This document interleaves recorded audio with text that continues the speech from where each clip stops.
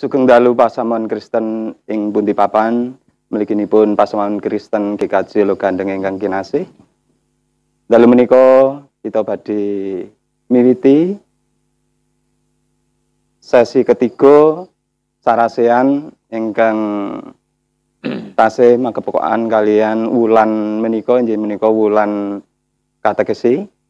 Samangke sampun rawuh narasumber wonten ing sak kiwa tengen kula inggih menika Bapak Pendeta Emeritus Yogantoro Prasetyawan. Sugeng dalu Pak Wawan. Sugeng dalu Pak Anon. Lan wonten ing tengen kula Bapak Pendeta Yesua Ginaret. Sugeng dalu. Sugeng dalu Pak Anon. Yesua. Lajeng sugeng dalu rawuhipun Pak Kasti saking Pandan-Gari. Sugeng dalu Pak Anon. Saderengipun kita wiwiti sarasean ing dalu menika, sumangga kita badhe munjukaken pamuji kita wonten ing ngarsanipun Gusti kanthi ngidung saking kidung pasamuan Jawi angka 303 sekawan. Aja sumlang. Aja sumelang bab uripmu ya uwas ing kalbu. Yen pepeteng limputi ati ngayomo mring Gusti.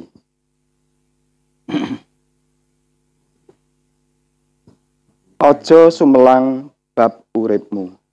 Aja sumelang bab uripmu, ya uwas ing kalbu. Yen pepeteng limputi ati, ngayomo mring Gusti.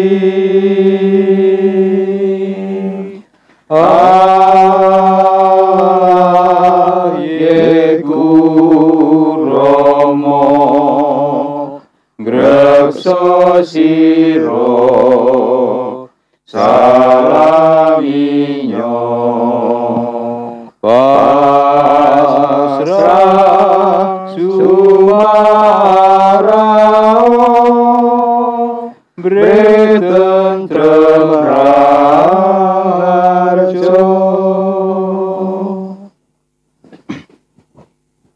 Sederek-sederek saderengipun kita wiwiti sarasean menika, sumangga kita marak sowan wonten ngarsanipun Gusti kanthi ngunjukaken pandonga.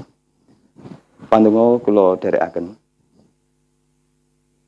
Dualah Rama ingkang dedampar wonten ing kraton swarga, Allah sumbering sih katresnan, sumbering kegiatan kawula. Matur nuwun Gusti, bilih paduka sampun ngreksa, sampun ngamping-ngampingi ing lampah gesang kawula saengga sanget kawula rasaken agengipun sih katresnan paduka wonten ing gesang kawula. Ing dalu menika paduka sampun ngirit kawula wonten ing papan mriki. Kawula badhe ngawontenaken sarasean Duh Allah sumangga paduka rawuh lantaran lumantar Roh Suci paduka birat manah kawula setunggal-setunggal saengga menapa ingkang dados wicantenan kawula ing dalu menika cunduk kalian karsa paduka. Sawetahipun kawula pasrahaken sarasean ing dalu menika wonten asta pitulungan lan pangwas paduka. Sepisan malih paringana kawula setunggal-setunggal kawicaksanan saengga menapa ingkang medal saking lati, menapa ingkang dados wicantenan kawula sedaya menika tunduk kalian karsa paduka. Wonten ing asmanipun Gusti kawula Yesus Kristus, juru wilujeng kawula ingkang gesang, kawula sampun tetunggal. Haleluya. Amin. Sederek kinasih, kados ingkang sampun kita uningani, kala wingi kita sampun nderek sarasean ingkang sesi kaping kalih. Gandeng kathah pitakenan utawi ingkang badhe nyuwun pirsa Kala wingi pun kempalaken tasih wonten pitakenan cacahipun kirang langkung wonten 7. Menika tasih magepokan kalian wulan katekesi. Pramila supaya kita itu lebih paham mengenai apa itu bulan katekesi dan sebagainya, itu saya mendatangkan narasumber yang kompeten, yaitu Pak Pendeta Yogantoro Prasetyawan menika. Mangke ingkang panjenengan kan miwiti, monggo Pak Wawan bulan katekesi menika. Iya, matur nuwun Pak Anon, Ibu Bapak dan saudara-saudara yang saya kasihi. Persoalan yang digumuli oleh jemaat pada bulan ini adalah mengenai bagaimana perjamuan kudus itu anak disertakan di dalamnya. Dan kemarin setelah disimpulkan oleh Pak Bernard dalam pertemuan yang kedua, kalau besok sudah ditok bahwa anak yang sudah baptis itu mempunyai hak untuk mengikuti perjamuan kudus sebagai pemeliharaan imannya. Artinya besok istilah perjamuan kudus anak disertakan atau anak disertakan dalam perjamuan kudus itu tidak ada lagi. Yang ada adalah perjamuan kudus saja gitu. Nah, setelah hal itu digumuli oleh jemaat, memang banyak jemaat yang membutuhkan pendalaman tentang atau pemahaman tentang perjamuan kudus, di mana anak yang sudah baptis itu disertakan, yang pada waktu-waktu yang lalu perjamuan kudus itu hanya bagi anggota jemaat yang sudah baptis dewasa atau sudah sidi. Malam hari ini kita akan mendalami banyak hal, tapi pertama kali pembahasan pertama kita akan melanjutkan pemahaman tentang perjamuan kudus, di mana anak ada di situ disertakan dengan segala bunga rampainya, pergumulan-pergumulannya, yang dirasakan oleh jemaat. Kalau begini itu terus bagaimana, bisa apa enggak, atau bagaimana, atau banyak pergumulan yang disampaikan, yang nanti mungkin bisa disampaikan oleh Pak Anon atau Pak Kasti, apa yang diterima dari jemaat, nanti biar Pak Yesua Ginarit yang akan memberi penjelasan. Nah, jika nanti saya mampu untuk menambahkan, saya akan mencoba menambahkan. Kalau tidak mampu ya saya akan gitu. Coba Pak Kasti, ada yang Anda panjenengan pahami pertanyaan itu untuk diberi penjelasan ke jemaat. Khususipun kangge perjamuan kudus menika panci wonten ing bab menika, khususipun kangge anak menika mujudaken pitakenan ingkang serius sak menika. Lah mila wonten ing wanci menika semoga kita sareng-sareng kita bahas kados pundi pitakenan saking warganing pasamuan menika ing sak mangke saged mangertos kanthi lebet ngaten. Mestinipun kita kedah mangertosi bilih menawi anak menika sampun dipun kengengaken nderek bujana suci menika, mesinipun anak ugi kedah nampi wewarah saking tiyang sepuh, khususipun ugi saking gereja mesinipun. Namung ing mriki menawi anak menika sampun dipun parengaken nderek bujana suci, lah ing mriki menawi anak menika nggadahi kalepatan menawi langkung-langkung kalepatan menika sampun kawentar wonten ing salebeting pasamuan menika ingkang badhe kapardi kaemotaken menika cekap anak menika menapa ugi kalian tiyang sepuhipun. Ngaten. Terus kita tampi saking warganing pasamuan khususipun bab perjamuan kudus anak menika. Namung ing mriki menawi anak menika sampun nggadahi kalepatan ingkang langkung wiyar, tegesipun menika sampun kawentar wonten ing saklebeting warganing pasamuan. Pitakenipun ingkang kaperdi menika namung anak menapa ugi kalian tiyang sepuhipun. Mekaten pitakenan saking warganing pasamuan khususipun kangge perjamuan anak. Monggo Pak Yesua. Monggo, Pak. Menika pancen pitakenan ingkang kathah ya, Pak. Banyak sekali yang bertanya seperti itu ketika memikirkan anak yang ikut perjamuan kudus dan ketika ada anak yang melakukan kesalahan dan kesalahan itu kondang kawentar gitu. Apa yang harus diperti? Digulawentah atau digembalakan istilahnya bahasa Indonesia itu.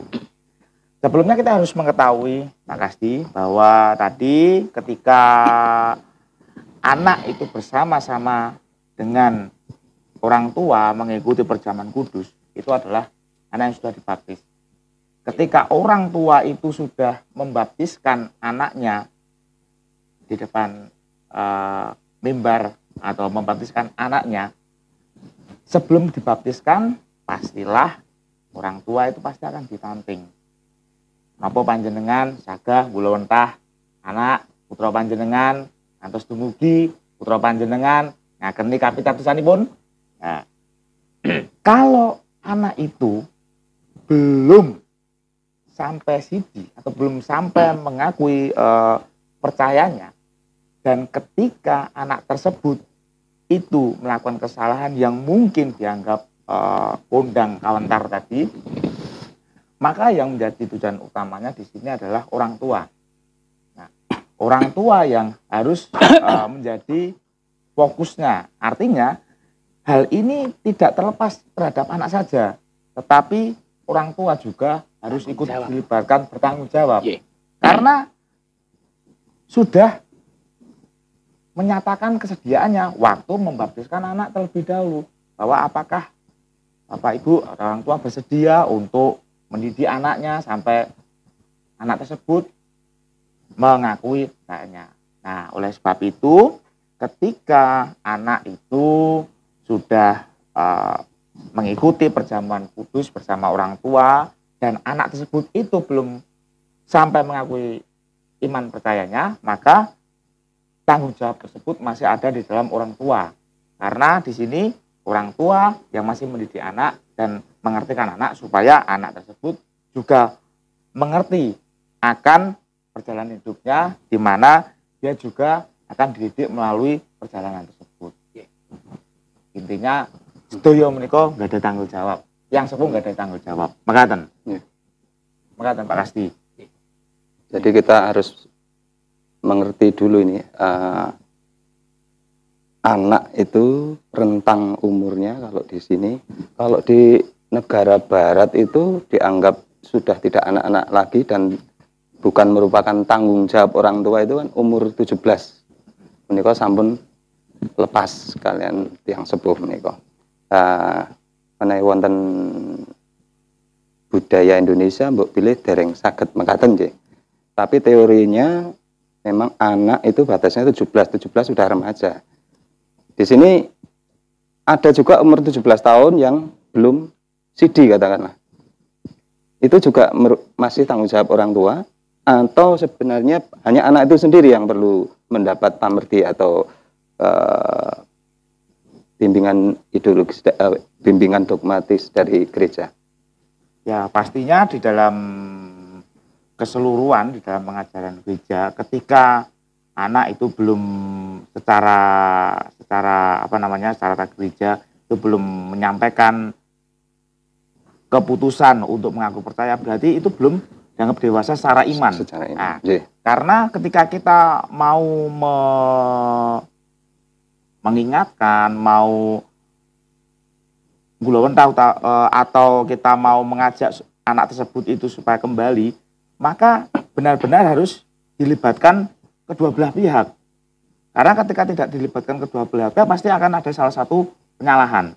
Artinya di sini adalah ketika anak tersebut itu belum menyatakan pengakuan percayanya, di sini juga pasti ada pertanyaan peran orang tua seperti itu, peran orang tua di dalam kehidupan anak tersebut.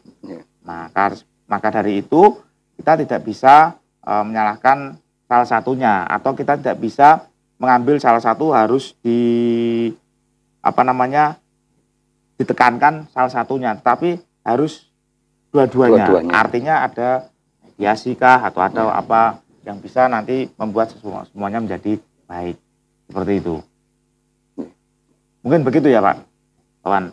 Jadi dari dalam formulasi baptis anak itu ada 3 pertanyaan.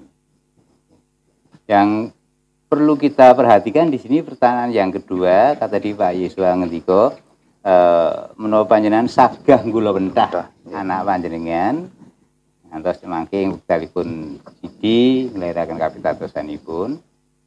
Ya, itu pertama. Yang pertanyaan yang ketiga itu, apakah jika Anda lalai, Anda bersedia menerima penggembalaan khusus?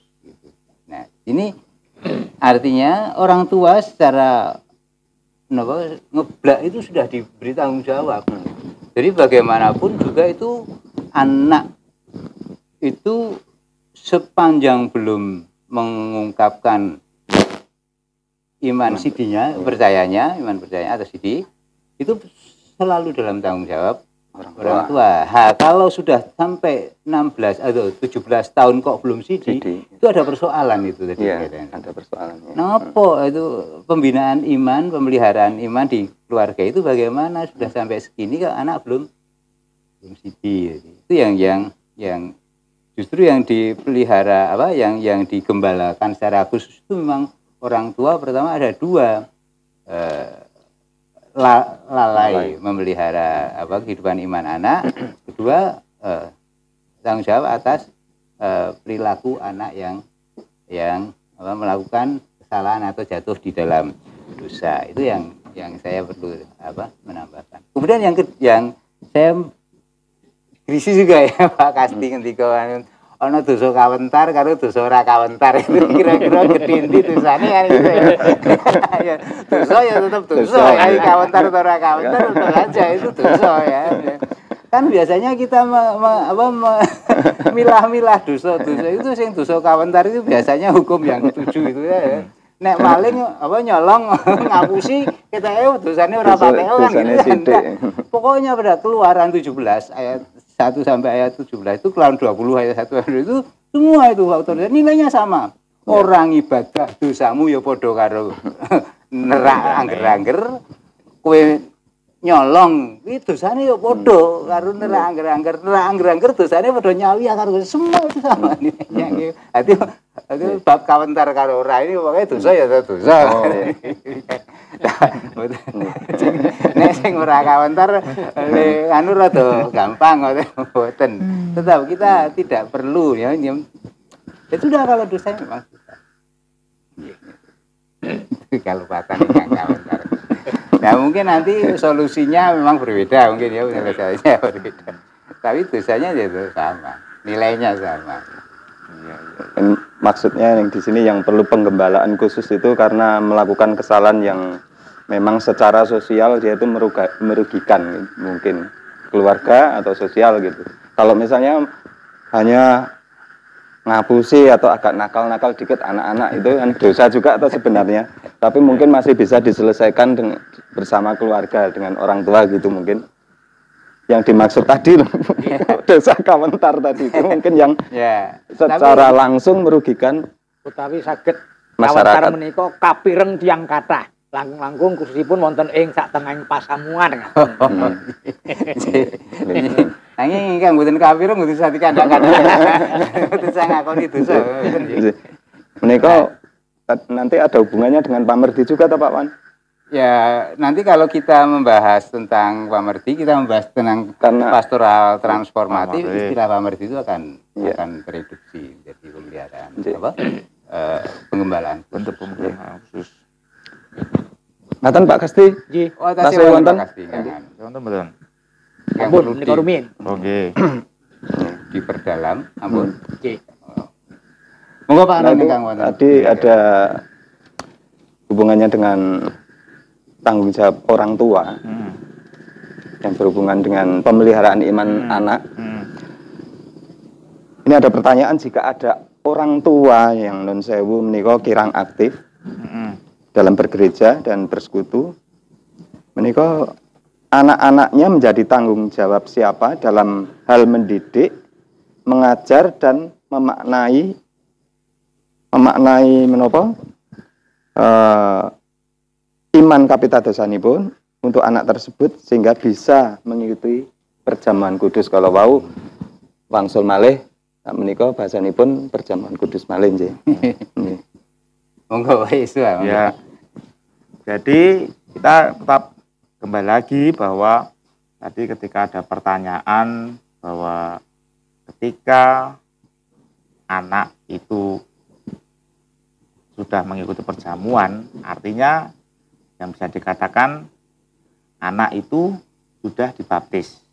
Dan ternyata ada kejadian bahwa ketika anak itu sudah dibaptis, ternyata orang tuanya malah tidak aktif setelah itu, maksudnya kan artinya kan seperti itu. Ketika anak tersebut itu tidak dididik atau tidak kita melihat bahwa orang tua itu juga tidak aktif dalam gereja, maka yang menjadi tuntutan atau yang menjadi perhatian adalah bahwa anak tersebut itu jangan sampai kehilangan momen. Artinya pasti ada hal yang harus dilakukan, ya. Yang harus dilakukan di sini siapa?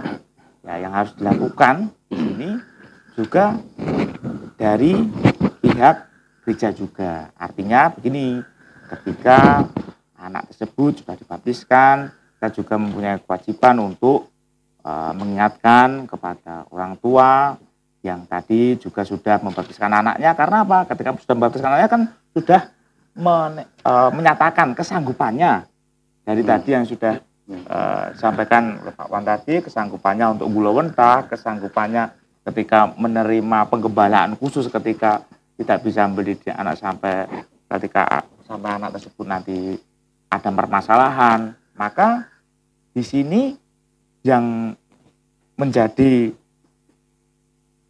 peran penting atau yang di sini yang bisa memaknai anak tersebut supaya juga bisa mengikuti perjamuan kudus, itu juga tidak terlepas dari kita sebagai gereja.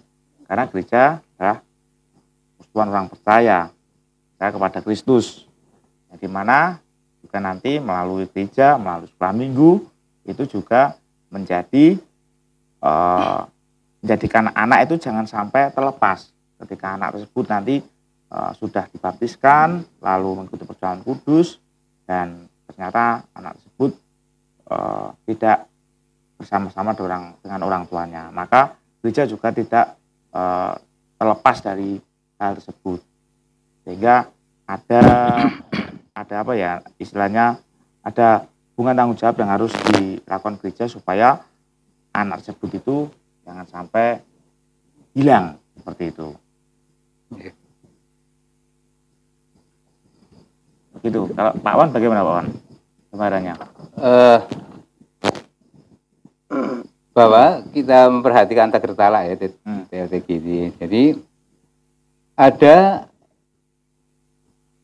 apa itu diktum yang menyatakan bagi gereja-gereja yang sudah melibatkan anak dalam sakramen perjamuan, persiapannya dapat dilakukan melalui perkunjungan atau pada saat sekolah minggu dalam ibadah anak. Yang pertama itu. Nah, artinya tadi Pak Yesua mengatakan tanggung jawab gereja, ya artinya kalau kita melihat bahwa orang tua kurang aktif bergereja misalnya, itu gereja mempunyai tanggung jawab untuk mengunjungi. Pertama, mengunjungi yang paling pokok supaya orang tuanya aktif.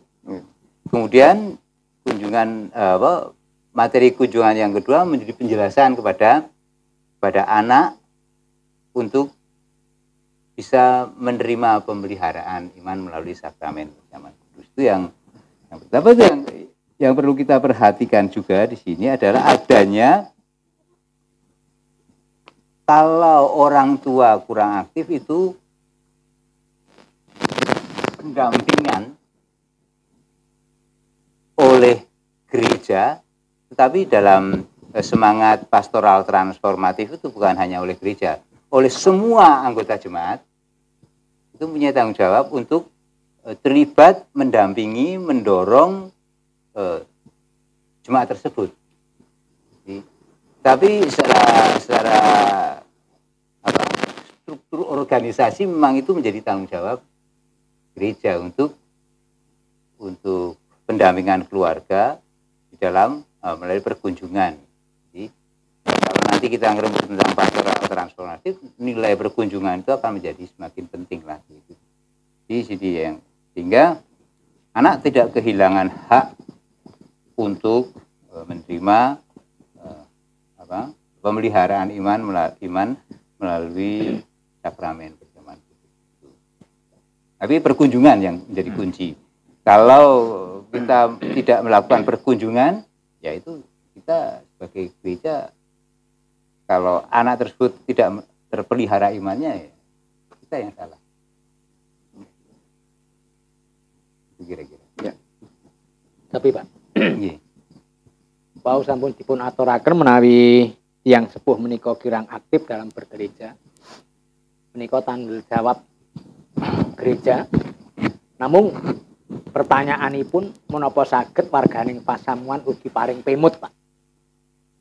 Oh nggih, menika mangke Pak Yesua badhe masuk ke materi selanjutnya tentang semangat pastoral transformatif itu. Mangke bukan hanya gereja merubah, tapi jemaat yang lain punya kewajiban, bukan lagi kewajiban itu arah-arahan sama bersama-sama kita saling memperbaharui. Pak. Itu ya. Tasih wonten penjelasan yang perlu dijelaskan, pertanyaan yang perlu dijelaskan sudah. Ya. Pak Isa sudah cukup. Kita nanti kalau sudah cukup kita akan mancik lagi ke poin selanjutnya. Oke. Gitu ya. Kita sudah ya menika kono dereng kono ya mangke rembakan malih. Menika Bapak Ibu setunggal perangan ingkang sampun kita rembak nanging mangke tasih wonten bab-bab ingkang masih kita percakapkan lagi yang mungkin lebih menarik. Oleh karena itu Ibu Bapak jangan meninggalkan HP Anda, pokoknya tetap di sini setelah iklan itu setelah pesan-pesan berikut ini. Ya, terima kasih.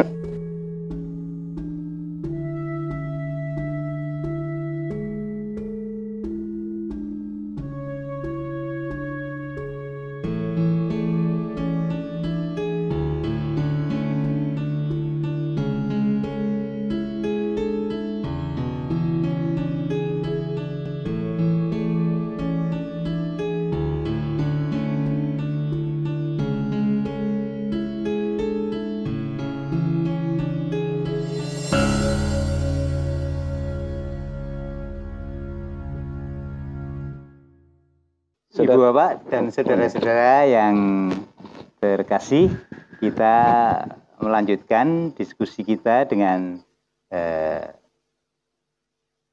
pergumulan yang berbeda lagi dari yang tadi, tapi tetap ada rangkaiannya dari jemaat yang bisa diwakili oleh Pak Anon. Bagaimana atau pergumulan apa yang dihadapi oleh mereka? Silakan. Ada pertanyaan dari jemaat, ini berkaitan dengan perjamuan kudus.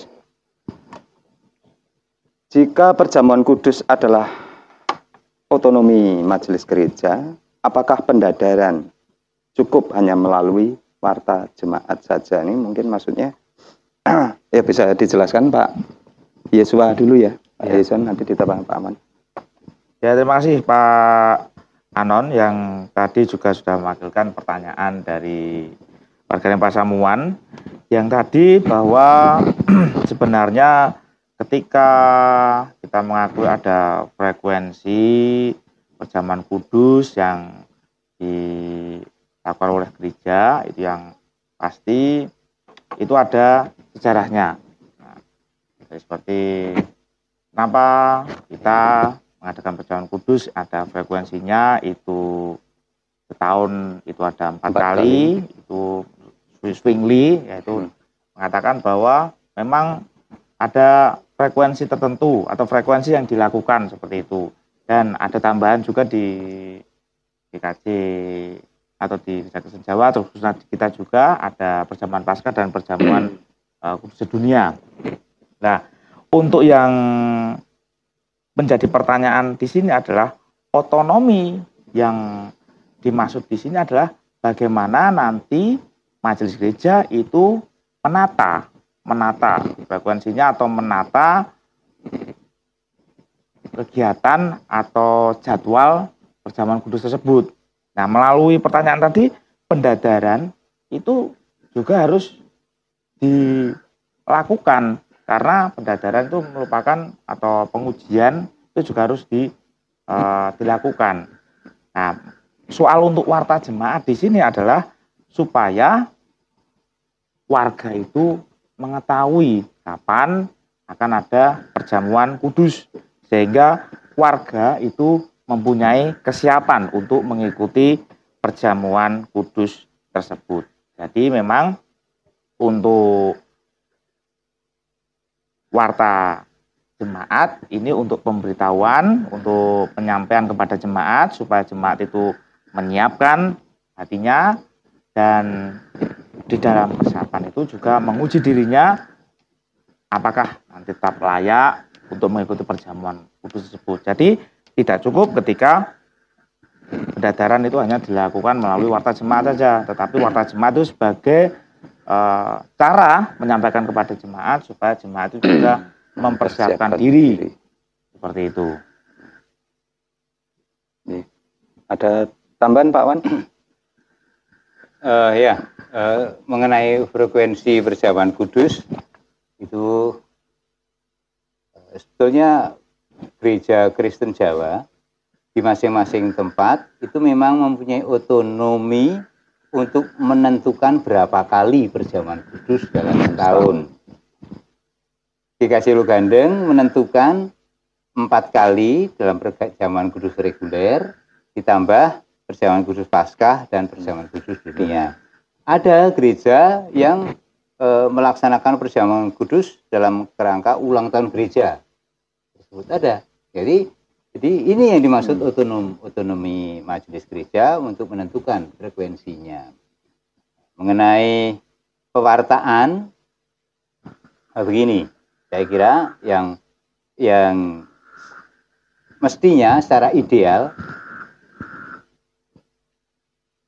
setiap anggota gereja mesti datang ke gereja dalam ibadah minggu. Ya, idealnya begitu. Sehingga di dalam tata gereja dikatakan diwartakan dalam ibadah minggu supaya anggota jemaat atau tamu itu mempersiapkan diri.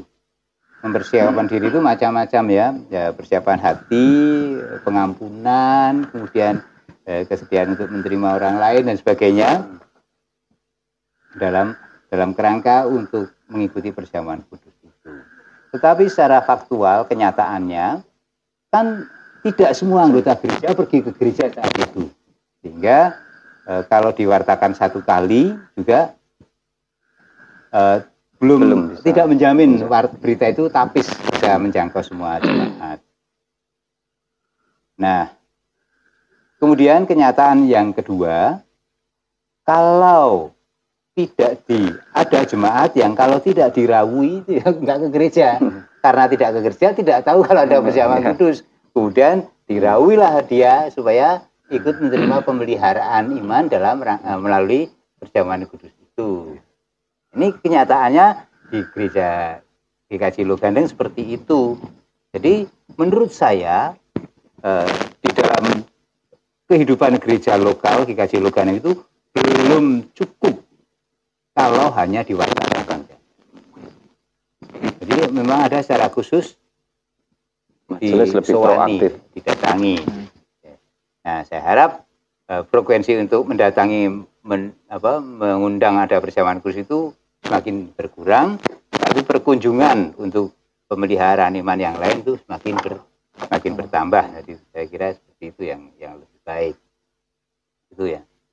Itu Pak Anon. Jadi yang dua hal yang menjadi tekanan dalam diskusi kita saat ini, materi ini. Frekuensi itu memang dalam otonomi gereja, majelis gereja, tetapi sekalipun berbeda-beda, tapi itu tidak merusak kehidupan bersama gereja secara sinodal. Jadi kita mempunyai otonomi tapi juga tidak sakar PDW. Lalu kaitannya dengan kita lebih proaktif sebagai majelis gereja untuk mendatangi warga yang kurang aktif tadi kan, sehingga tidak bisa mendapat berita warta mengenai akan diadakan pendadaran. Ini kalau kita jujur memang kita tidak bisa melihat ya, minggu pertama si A, si B yang tidak hadir, minggu berikutnya masih sudah hadir apa tidak gitu. Kita juga tidak hafal dengan warga jemaat, karena itu memang itu sebenarnya memang menjadi tanggung jawab semua ya Pak Wan ya. Jadi warga gitu ya. Jadi warga juga mestinya juga ikut proaktif, jadi memberitahukan kepada majelis bahwa si A, si B ini belum waktu itu tidak hadir di gereja. Nah itu masuk ke jiwa dalam semangat pastoral transformatif itu. Jadi tidak hanya gereja ngesok ke jemaat, tapi jemaat yang lain juga mampu merubah atau mampu memperbaharui jemaat yang lain. Ada sinergisitas ya antara jemaat.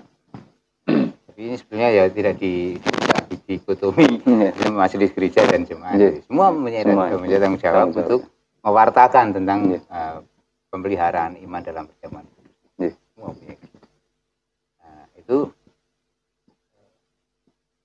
undangan itu memang sudah disampaikan melalui pewartaan itu.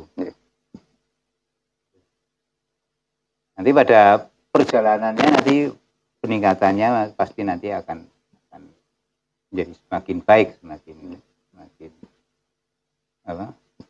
semakin ideal gitu.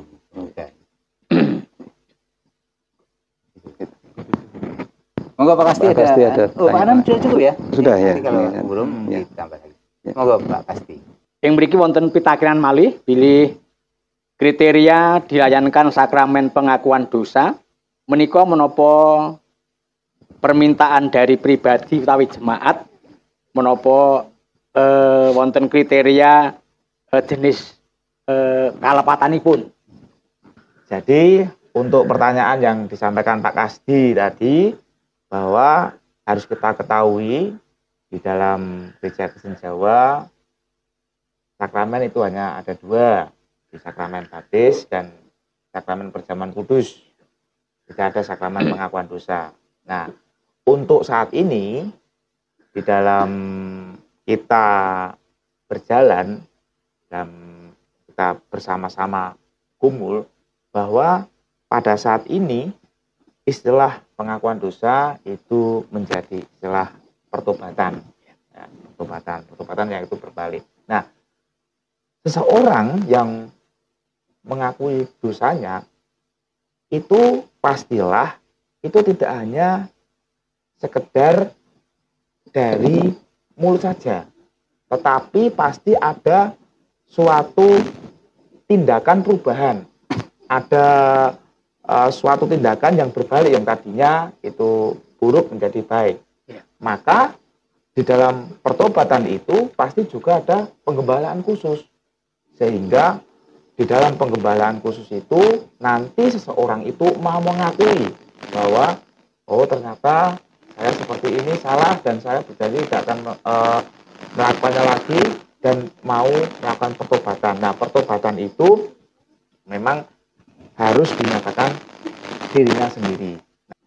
Jadi dalam pertobatan tersebut pastinya yang harus menjadi perhatian supaya ketika orang tersebut itu sudah mau mengaku dosanya dan bertobat, maka yang harus dipastikan itu harus ada majelis dan pratelan yang ada di situ, sehingga seorang yang mau bertobat, yang mengaku dosanya dan bertobat, maka di dalam hal tersebut bisa dilaksanakan. Karena di dalam tata gereja sendiri itu tidak ada teknis untuk bagaimana nanti caranya. Nah, akhirnya yang pasti yang menjadi perhatian kita bahwa yang akan bertobat itu mau mengakui di depan, mau mengakui sama-sama dengan majelis dan ada pratelannya sendiri. Seperti itu. Mungkin dari Pak Wan ada tambahan lagi, Pak? Oh ya. Kalau memperhatikan yang ditanyakan itu, apakah cukup pribadi dengan Tuhan gitu kan tadi seperti itu ya, pertama kali itu ya, pertama kali dengan dirinya sendiri, jujur dengan dirinya sendiri, kedua dengan Tuhan ya. Dia harus mengatakan secara pribadi dengan Tuhan. Kemudian kalau di Tager Talak itu dimungkinkan ada dua cara. Yang pertama dalam percakapan gerejawi, kemudian dalam ibadah, nah, dengan pratelan yang sudah disiapkan oleh sinode. Artinya ada dua kemungkinan yang terjadi. Itu dalam sidang bisa diwakili oleh pendeta bisa, dan kemungkinan yang kedua dalam ibadah.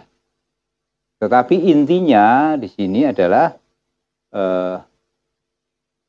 membawa seseorang dalam sikap bertobatnya itu lebih penting daripada seremonialnya. Seremonial penting, pewartaan, proklamasi penting, tapi esensinya itu adalah bagaimana orang tersebut betul pengungkapan pertobatannya. Jadi karena di Tager Talak memang tidak detail untuk menjelaskan caranya bagaimana. Artinya oleh Tager Talak itu gereja lokal diberi keleluasaan sesuai dengan kondisi gereja lokal tersebut. Sehingga ketika gereja tidak diatur secara detail, melakukan tindakan ini tidak membuat sandungan kepada orang jemaat lain, tapi di gereja lain itu mungkin ada yang bisa menjadi yang sandungan dan sebagainya. Sehingga ada keleluasaan sesuai dengan kondisi gereja lokal, tempat, karakter, ya betul ya, ada tradisi, karakter budaya. Tapi esensinya bahwa dia melakukan pertobatannya dengan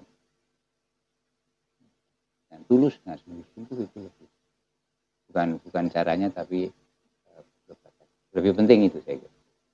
Jadi ada pertanyaan juga, tadi permintaan pribadi jelas, lalu yang dilayankan oleh pihak gereja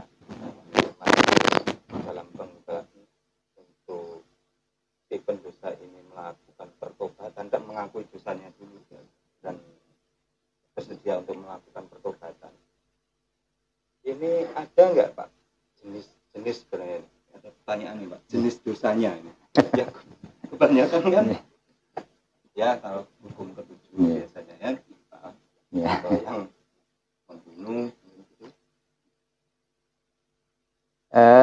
Misalnya bersalah yang kalau kita katakan seperti dosa kecil, padahal nggak ada ya dosa kecil dosa besar. Ya, dosa ya dosa. Ya, dosa ya dosa. Yang ini yang kebanyakan untuk apa yang dituntut dari gereja sendiri sebenarnya. Itu kan jenis dosa-dosa yang kita anggap memang sangat memalukan gitu ya, mungkin Pak, di depan masyarakat gitu. Kita kita jangan memilah-milah dosa kecil, dosa besar, memalukan dan tidak memalukan, karena di mata Tuhan ya dosanya tetap sama, bentuknya apapun itu tetap pengampunan itu diperlukan. Jadi mungkin kita merasa yang paling berat itu dosa apa ya? Dosa melanggar hukum ketujuh misalnya, itu paling berat misalnya. Tidak, semua sama beratnya. Jadi kalau kita berdusta, itu Alkitab mengatakan jangan engkau berdusta. Sudah selesai itu. Kalau engkau berdusta berarti dosa. Sama itu dengan yang itu tadi. Jika kuduskanlah hari Sabat, kalau kita tidak menguduskan hari Sabat, ya tetap kita dosa. Jadi kita diajak untuk memahami bahwa dosa adalah tetap dosa. Kecil atau besar tetap membutuhkan buah pengampunan. Jadi ini yang harus kita mengerti. Jadi, terus yang jadi benar tadi apa Pak Anon tadi? Jadi apa perlu mendapat pamerti tadi Pembelaan rohani sehingga mau mengakui dosanya lalu bertobat.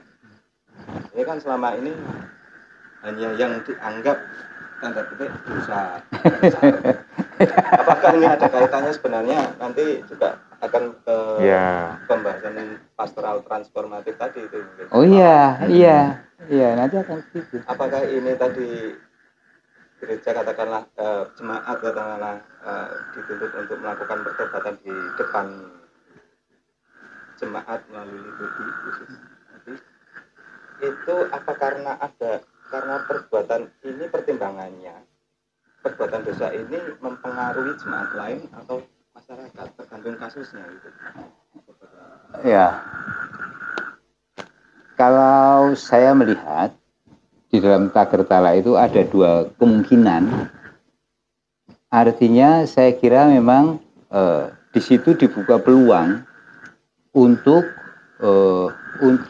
mengungkapkan pertobatannya supaya orang lain tidak terluka atau tersandung. Tetapi pada akhirnya sebetulnya saya mempunyai pikiran pertobatan itu yang penting bukan caranya. Yang paling penting bukan cara-cara memang penting, ya, tapi esensinya yang saya gumuli, jadi bukan harus di depan jemaat atau hanya di depan majelis atau hanya di depan pendeta, tapi esensinya itu difahami betul. Nah ini ada dua kemungkinan di tata gereja itu, mungkin itu mengakomodasi kondisi yang seperti dikatakan oleh Pak Anon tadi, ada dosa yang kawentar atau dosa besar itu, tapi itu tidak ada, semua dosa sama itu. Tapi mungkin ini peluang dibuka, kemungkinan ada dimungkinkan untuk melakukan cara pelayanan pertobatan itu. Tapi saya berharap pada perjalanannya yang digumulkan oleh jemaat tentang pertobatan adalah esensinya. Cukup nanti setelah melakukan pertobatan di depan sidang, ya di depan apapun ya, itu cukup nanti ditemukan cukup untuk diwartakan saja di depan. Oh, pada saatnya mungkin tidak perlu diwartakan juga bisa. Nah, pokoknya yang penting kita bisa melihat bahwa pertobatan itu menghasilkan buah yang baru. Ya. Betul-betul kelihatan perbalikannya, metanoianya. Oh, saya tidak akan berbohong, saya tidak akan berdusta. Maaf. Besok saya minta maaf, saya bertobat. Besok berdusta lagi, saya tidak akan berdusta. Saya mohon pengampunan. Besok berdusta lagi itu bukan itu malah itu menyawiahnya. Jadi belum masuk pada esensinya. Sekalipun dengan cara yang spektakuler juga, tapi itu tidak bermakna bagi saya. Kira-kira itu. Kita gumuli, kita gali bagaimana jemaat bisa melihat esensinya ya. Ini ada pertanyaan dari salah satu warga jemaat, Ya. Pak Yesua. Pertanyaannya, bagaimanakah ketentuan gereja tentang pamerdi dan seperti apakah pamerdi itu? Monggo dijelaskan Pak Yesua. Pamerdi itu seperti apa? Aslinya juga pamerdi itu sebenarnya apa artinya? Karena sekarang ini kayaknya sudah bergeser lagi artinya pamerdi. Monggo Pak Yesua. Pamerdi sekarang itu berubah menjadi penggembalaan khusus. Nah, sebenarnya istilah pamerdi atau perdi sendiri itu artinya adalah dididik supaya menjadi baik. Tetapi berjalannya waktu, banyak orang memberikan stigma buruk atau memiliki pemahaman yang berbeda terhadap kata pamerdi atau perdi tersebut. Sehingga orang yang diperdi atau orang yang mengalami pamerdi tersebut itu orang yang harus dihukum atau orang yang harus dikhususkan sehingga ada pemisahan sendiri. Tetapi yang menjadi pokoknya itu adalah penggembalaan khusus. Oleh sebab itu penggembalaan khusus itulah yang menjadi titik utama supaya orang yang ingin melakukan pertobatan itu juga ada penggembalaan khusus terlebih dahulu. Seperti itu, Pak Non. Karena selama ini kan stigma negatif ya, ada stigma negatif sebenarnya orang yang terkena pamerdi. Gitu. Karena selama ini kan seperti menghakimi. Pamerdi, yang orang yang kena pamerdi itu tidak boleh tidak boleh ikut perjamuan kudus, lalu seperti kehilangan haknya dalam gereja. Sehingga memang perlu Pak Yesua jelaskan tadi bahwa pamerdi itu sebenarnya arti awalnya sebenarnya adalah merawat, mendidik gitu ya. Supaya menjadi baik. Menjadi baik. Pak Wawan, wonten tambahan nih. Ketentuan gereja tentang pamerdi tadi. Realitas ya dalam pamerdi itu pada akhirnya menjadi sebuah hukuman memang. Realitasnya ya, karena tadi dikatakan kehilangan hak untuk dipilih menjadi majelis, kehilangan hak untuk memilih, kehilangan hak untuk mengikuti perjamuan kudus dan sebagainya. Jadi yang tadinya baik tapi ada pergeseran ya, kemudian menjadi tidak baik. Nah, di dalam langkah selanjutnya GKJ menggunakan istilah penggembalaan khusus itu kalau kita kita berhadap-hadapkan antara pamerti dengan pengembalaan khusus itu sebetulnya memang menjadi berbeda sekali. Realitanya ketika orang mendapat pamerti itu pengalaman, pengamatan, perhatian gereja juga tidak begitu intens. Tetapi kalau yang namanya pengembalaan khusus, justru perhatian gereja harus lebih intens kepada orang tersebut. Karena digembalakan secara khusus, berbeda dengan digembalakan pada umumnya. Ada gembala lebih daripada. Jadi pengembalaan khusus itu mempunyai nilai inisiatif dari gereja, majelis gereja, jemaat untuk membangun, mengajak, memberi harapan kepada orang tersebut. Tapi sejatinya sama dengan yang istilah Pak pamerti juga dalam pamerti itu kan ada pengembalaan khusus.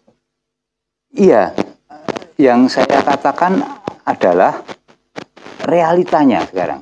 Realitanya pada mulanya baik, tapi realitanya bahwa pamerdi itu orang mendapat hukuman dengan kehilangan banyak haknya itu. Ya misalnya, kalau salah satu unsur pemeliharaan iman itu adalah melalui perjamuan kudus, orang yang dapat pamerdi itu justru malah tidak boleh mengikuti perjamuan kudus. Kemudian pemeliharaan imannya bagaimana? Kamongko orang yang kena pamerdi itu kan harus dipelihara imannya lebih daripada orang yang tidak memperoleh pamerdi. Oleh karena itu perubahan istilah dari pamerdi itu bukan hanya ke pemeliharaan khusus, itu bukan hanya perubahan istilah tok, tapi justru itu merubah cara memperlakukan orang tersebut. Harus memperoleh perhatian yang lebih daripada yang lain. Harus memperoleh pemeliharaan iman yang lebih daripada yang lain. Supaya orang tersebut kalau diberi kehilangan hak, kalau dipelihara digembalakan secara khusus, orang tersebut hidupnya menjadi terbangun, mempunyai harapan, merasakan dikuatkan. Ya, menika menawi gereja Kristen Jawi, lajeng menawi pun warta saged upami ngaten. Ngagem basa Indonesia menika penggembalaan khusus ngaten utawi pakai bahasa Jawa. Istilah Jawanya apa nih penggembalaan khusus? Atau mau diganti pamerdi itu, padahal sebenarnya pamerdi itu kan artinya sebenarnya baik itu. Merawat, mendidik, itu pengembalaan khusus. Tadi saya mengatakan realitanya, Mas. Ya, realitanya. Realitanya bahwa orang yang kena pamerdi itu kehilangan haknya. Itu realitanya seperti itu. Jadi memang baik, tapi kalau faktanya kan dia kehilangan hak. Sehingga dirubahlah menjadi penggembalaan khusus yang mempunyai makna yang lebih berbeda, lebih baik, lebih dalam. Jadi kalau kita ada orang yang menerima penggembalaan khusus, tetapi diperlakukan secara biasa oleh gereja yang salah itu. Jadi gereja harus melakukan sesuatu yang lebih supaya orang itu hidupnya mempunyai harapan baru, mempunyai semangat lagi, mempunyai merasa tidak tertindas. Dan itu memang tidak bisa diingkari karena pada hakikatnya tindakan-tindakan itu mau mengembalikan nilai-nilai manusia sebagai ciptaan Tuhan yang baik. Sehingga secara dalam kondisi yang tidak baik sekalipun itu pasti ada baiknya.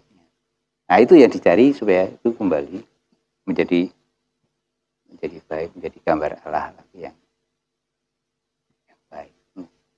Itu kan menjadi masukan atau pemahaman yang bisa kita dapatkan malam ini mengenai pamerdi. Ternyata memang kita selama ini salah dalam memahami arti pamerdi itu, yang sebenarnya memang baik tujuannya. Dan tadi sampai akhirnya mau memilih suatu kata saja, penggembalaan khusus, sebenarnya kan ingin merubah stigma dari warga jemaat itu tentang pamerdi itu. Ya. Jadi sekarang kita di sini sudah tahu sebenarnya pamerdi itu arti sebenarnya memang adalah penggembalaan, mendidik ya Pak Yeswa, merawat dengan baik sehingga kita bisa berubah menjadi baik, melakukan pertobatan. Tapi itu pengaruh-pengaruh budaya, pengaruh-pengaruh lingkungan, pengaruh-pengaruh yang ada di sekitar kehidupan itu memang ada di itu. Jadi mengapa sampai pamerdi itu bergeser maknanya menjadi sebuah hukuman, penghakiman. Tapi itu kita amini bukan sebuah kesalahan. Ini perjalanan gerejawi, pergumulan teologis yang senantiasa berubah, diperbaharui dalam pergumulannya menjadi lebih kontekstual dengan lingkungan dan waktu. Jadi memang kalau pergeseran itu memang ada terus. Kalau dulu tentang kalau orang yang dapat pamerdi itu, dulu orang nanggap wayang itu kena pamerdi. Dulu zaman Belanda itu ya, orang nyupit itu kena pamerdi. Tapi perjalanan waktu itu kan menjadi bergeser, tidak. Nah, termasuk di dalam hal pemeliharaan iman ini, penggembalaan khusus ini juga sebuah langkah dari kehidupan bergereja di GKJ. Berarti ada kemungkinan bisa jadi orang yang dianggap sedang kena pamerdi ini dimungkinkan untuk mengikuti perjamuan kudus tadi. Iya. Karena nanti pertobatan itu kan pada akhirnya kembali pada hubungan dia mengakui dosanya itu di hadapan Tuhan sebenarnya. Iya. Nah, itu melalui pergumulan, nanti melalui percakapan dan sebagainya, nanti perjalanannya ke arah itu juga kayak gitu. Ya, waktunya karena mungkin. Perjamuan kudus sendiri tidak diuntukkan sebenarnya untuk orang-orang yang tidak berdosa sebenarnya kan. Justru orang yang kena pamerdi Pak. Iya, karena orang yang menerima penggembalaan khusus. Orang yang menerima, karena justru supaya memperoleh pemeliharaan imannya itu ya. Kira-kira seperti logika berpikirnya seperti itu ya. Kira. Monggo. Ya. Ajeng mengenai dogmatika penggembalaan Gereja Kristen Jawa menika yang sekarang adalah pastoral transformatif menika. Menika kathah jemaat dengan badhe mangertosi pastoral transformatif menika menapa penjabaranipun. Inggih pun maksud pastoral transformatif menika menapa ngaten. Ya. Terima kasih Pak Anon bahwa kata pastoral transformatif itu memang hal yang baru ya di dalam kaji, di dalam kata kerja sendiri itu dikatakan pastoral transformatif di sini diartikan adalah segala bentuk penggembalaan yang dilakukan secara setara dan saling mengubah oleh gereja bersama dengan sesama demi terwujudnya pemulihan, pemberdayaan, dan pembaruan kehidupannya sebagai gambar Allah. Nah, melalui arti dari pastoral transformatif itu sendiri, kita juga mengetahui ternyata ada suatu penggembalaan. Penggembalaan ini juga dilakukan tidak hanya gereja tapi bersama-sama dengan jemaat. Supaya apa? supaya yang digembalakan itu bisa mewujudkan pemulihan, pembaruan di dalam kehidupannya yang dahulunya itu merasa dirinya tidak baik atau berbuat tidak baik menjadi baik lagi, menjadi pulih lagi, sehingga kehidupannya itu sebagai gambar Allah. Gambar Allah itu adalah gambar yang baik, sehingga di dalam pastoral transformatif ini ketika kita perbincangkan tadi soal penggembalaan itu nanti tujuannya adalah untuk supaya seorang yang ingin bertobat itu juga merasakan penggembalaan itu tidak hanya dari gereja saja, tapi juga dari sama, sehingga orang tersebut juga bisa merasakan pemulihan seutuhnya, pembaruan seutuhnya, dan orang tersebut bisa merasakan kasih karunia Tuhan di dalam hidupnya. Nah, inilah yang harus kita pahami di dalam pastoral transformatif tersebut, penggembalaan seperti itu. Ada kaitannya juga dengan sistem tata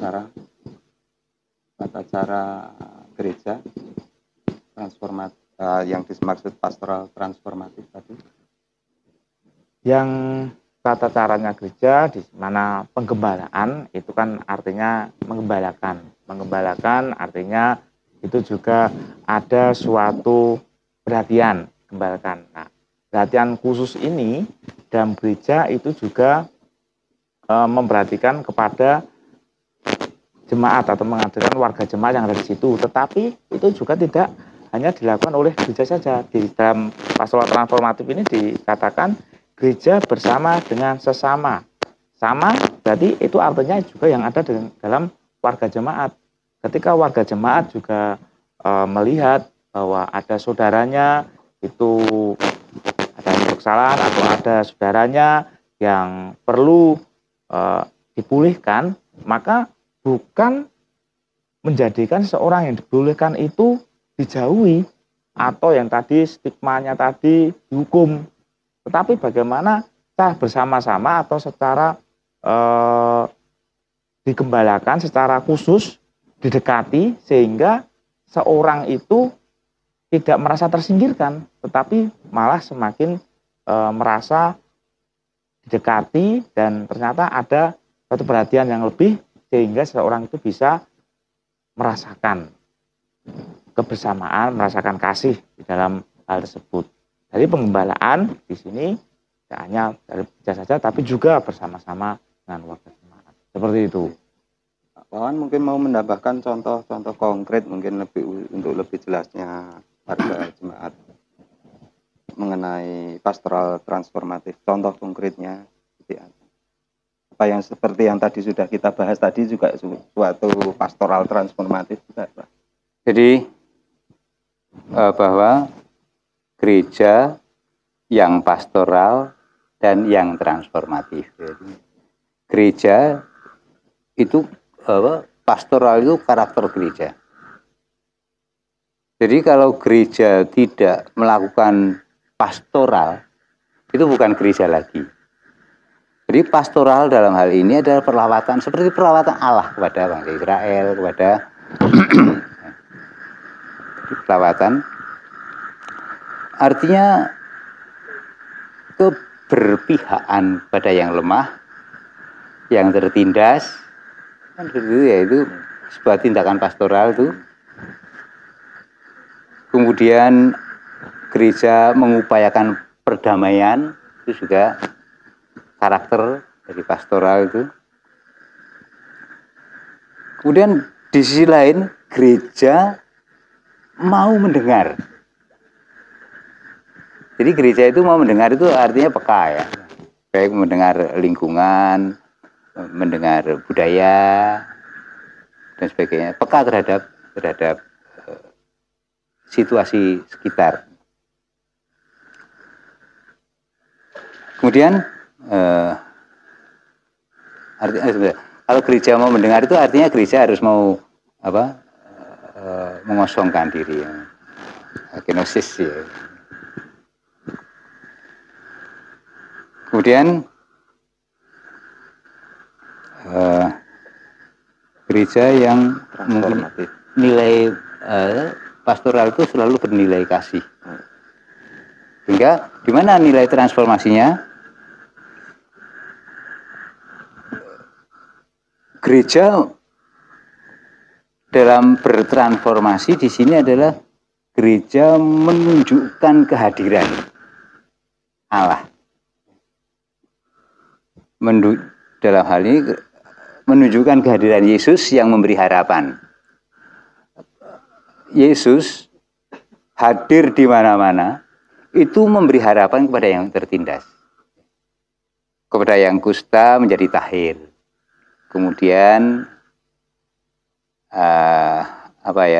kepada pelacur menjadi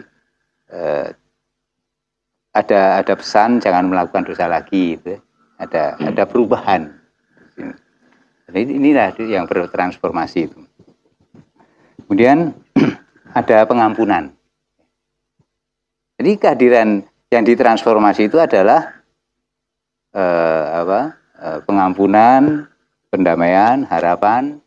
Seperti ketika Yesus hadir di tengah-tengah umatnya atau di tengah-tengah manusia, selalu memberi itu bagi yang tertindas. Nah ini makanya gereja sekarang dalam memahami pastoral transformatif, gereja harus dengan sengaja membuka diri, mau mentransformasi diri juga. Jadi gereja gereja harus siap untuk berubah. Gereja harus siap untuk memperbaharui diri. Ini yang mungkin sedikit sulit ya, gereja untuk memperbaharui diri, artinya memang harus banyak melepas mungkin kemapanan dan sebagainya, harus diudari lagi supaya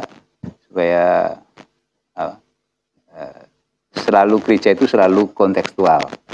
Jadi kalau kita begegek teologi kita statis seperti pada zaman Belanda atau ketika masih pada zaman kemerdekaan, ya kita akan terperangkap. Sejatinya misi dari gereja sendiri sebenarnya ya seperti yang tadi sudah dihentikan Pak Wawan ya. Jadi memang sejatinya misi gereja seperti itu.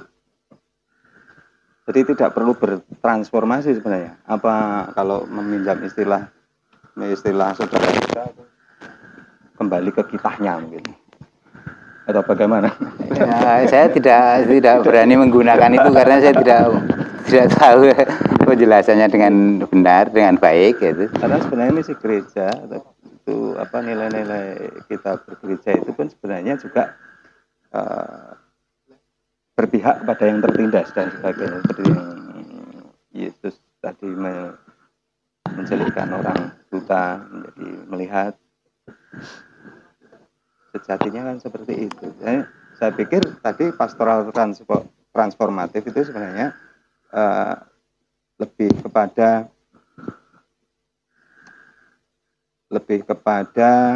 pengaruh dari lingkungan gereja sendiri itu yang mempengaruhi sehingga gereja juga harus bertransformasi gitu. Ya, dengan secara adat istiadat dan sebagainya. Itu pun kita harus mau membuka diri, ya, supaya kita tidak merubah orang lain atau lembaga lain atau apapun, tapi kita tidak mau berubah. Itu konyol itu. Jadi kita tidak bisa kita berteologi pada abad pertengahan dengan kita aplikasikan pada abad 21 ini, tidak bisa. Kita harus mau merubah diri juga, menerima perubahan-perubahan, kemudian kita menyesuaikan diri dengan perubahan-perubahan itu sehingga kita akan ada di situ terus, tidak diawang-awang. Jadi kehadiran gereja memang menjadi bermanfaat kalau kita mau menyesuaikan diri dengan keadaan budaya misalnya atau apapun ya.